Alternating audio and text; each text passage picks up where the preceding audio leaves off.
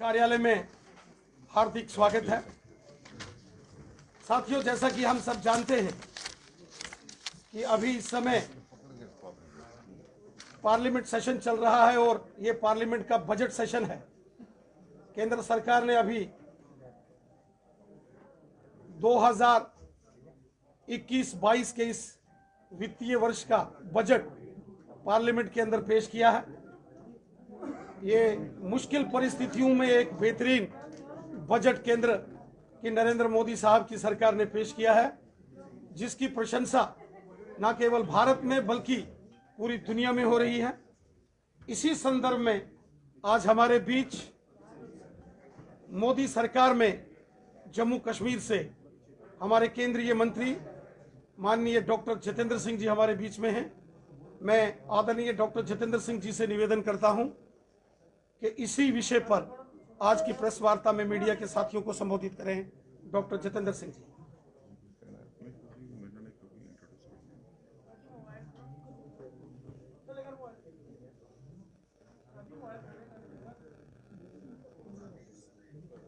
सबसे पहले तो दोस्तों मुझे लगता है कि आज आप सब बधाई के पात्र हैं 4G के लिए, क्योंकि सबसे अधिक इसका जो अभाव महसूस हो रहा था वो पत्रकार साथियों को और छात्रों को। मुझे लग रहा है कि इस मांग की पूर्ति के बाद कम से कम अध्यक्ष जी से एक दिन के लिए और कोई मांग नहीं रखी जाएगी। अब जैसा कि कहा गया,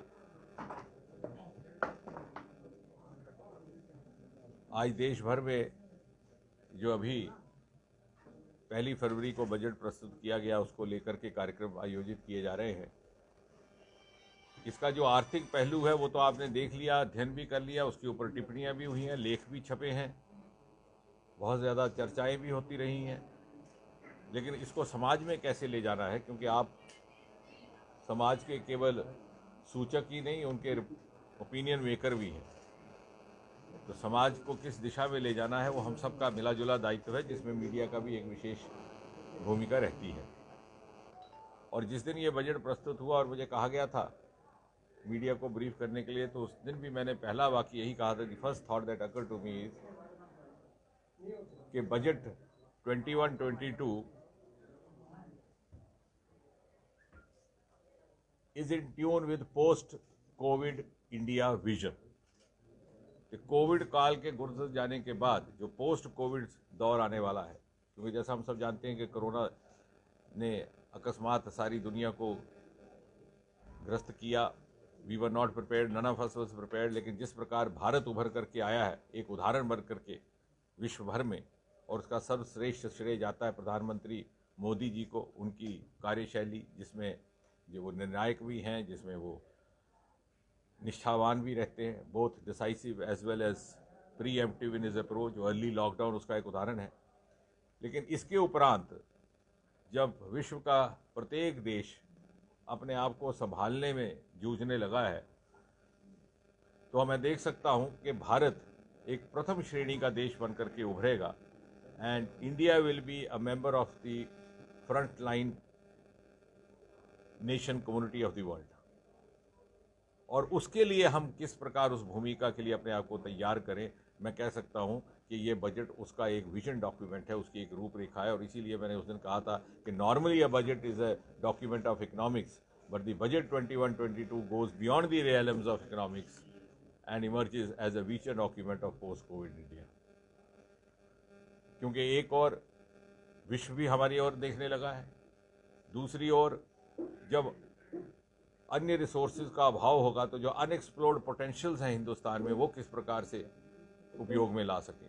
और इसी समझ को लेकर के, इसी अध्ययन को लेकर के हमारे प्रायोरिटी एरियाज, हमारी प्राथमिकताएं निर्धारित की गई हैं, जिसको कहा गया in popular phraseology 6 pillars of the 21-22 budget. और पहली बार स्वतंत्र भारत के इतिहास में स्वास्थ्य क्षेत्र के लिए 137% वृद्धि करके 2 लाख करोड़ से अधिक की राशि निर्धारित की गई। और ये इसलिए भी महत्वपूर्ण है कि बहुत समय से चिकित्सा जगत के लोगों की ओर से भी ये मांग आ रही थी कि भारत में स्वास्थ्य के लिए बहुत कम 60% बजट निर्धारित किया जाता है। और उसके अनेकों कारण हैं, क्योंकि हमारे समाज में भी health is taken for granted और हमारी आर्थिक स्थिति भी इस प्रकार की नहीं रहती कि जहाँ आयुष्मान से पहले इंश्योरेंस का भी कोई प्रावधान नहीं था, जहाँ लोगों को 2 वक्त की रोटी की प्राथमिकता और चिंता रहती है और दवाई औषधि की तरफ उनकी प्राथमिकता नहीं जाती अपनी परिवार और संतान को पालने की चिंता में।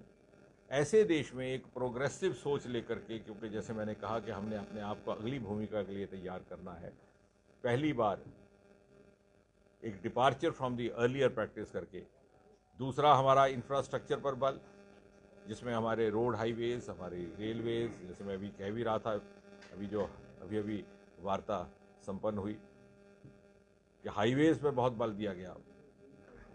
पूर्वोत्तर में सबसे अधिक हमें यही दिक्कत रहती थी कि कनेक्टिविटी ऑफ ट्रांसपोर्ट का अभाव था।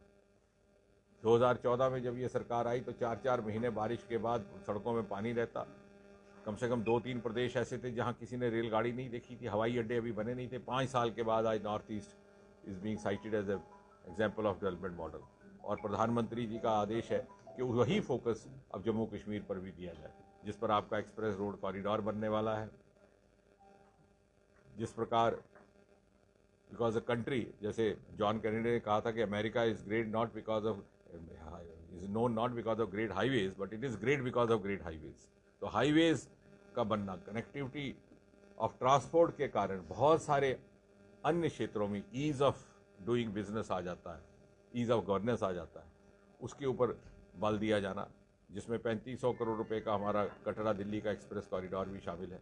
रेलवे के ऊपर 1-1.5 लाख करोड़ का बजट है, जिसमें हमारे 40 करोड़ का बजट केवल कटरा से कश्मीर तक जो रेलगाड़ी अगले 2 साल में पहुंचेगी उसके लिए निर्धारित किया गया है। मेट्रो दोनों राजधानी क्षेत्रों में श्रीनगर और जम्मू में 2-3 वर्ष में प्रारंभ हो जाएगी। और इसके अतिरिक्त कोई ऐसा वर्ग नहीं है समाज का, क्योंकि अक्सर ये अटकलें लगाई जाती थी कि इस बार का बजट बड़ा कठिन होगा, बड़ा हार्श होगा, इसमें टैक्स बढ़ जाएंगे, इसमें कीमतें बढ़ जाएंगी, लेकिन इसके विपरीत देखने को ये मिला कि कोई ऐसा वर्ग नहीं रहा समाज का जो किसी न किसी प्रकार से लाभार्थी ना रहा हो। उदाहरण के तौर पर जहाँ पर विद्यार्थियों को नेशनल एजुकेशन काउंसिल दे करके नए सैनिक स्कूल्स घोषित करने का ऐलान हुआ है, उसी प्रकार national education policy huge departure from the past, उसके ऊपर भी राशि निर्धारित की गई है। उसमें एग्जिट एंट्री की प्रावधान रहेगा।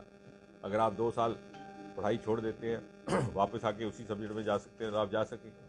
जहाँ तक युवाओं का संबंध है, startup India, stand up India, Modi ji ने हमें एक योजना दी थी, लेकिन स्टार्टअप्स के लिए जो टैक्स हॉलीडे का अवधि काल था उसको 1 साल बढ़ा दिया गया। जहाँ दूसरी तरफ आप देखें, इसी स्पेक्ट्रम के दूसरी तरफ जो एल्डर सिटीजन्स हैं, 75 वर्ष से आयु के ज़्यादा, उनके लिए पेंशन लेने वालों के लिए इनकम टैक्स रिटर्न भरने की दुविधा से मुक्ति प्राप्त कर दी गई। महिलाओं के लिए 8 करोड़ गैस सिलेंडर पहुंचा दिए गए थे, 1 करोड़ का और प्रावधान हुआ है। टैक्स पेयर को भी राहत मिली है।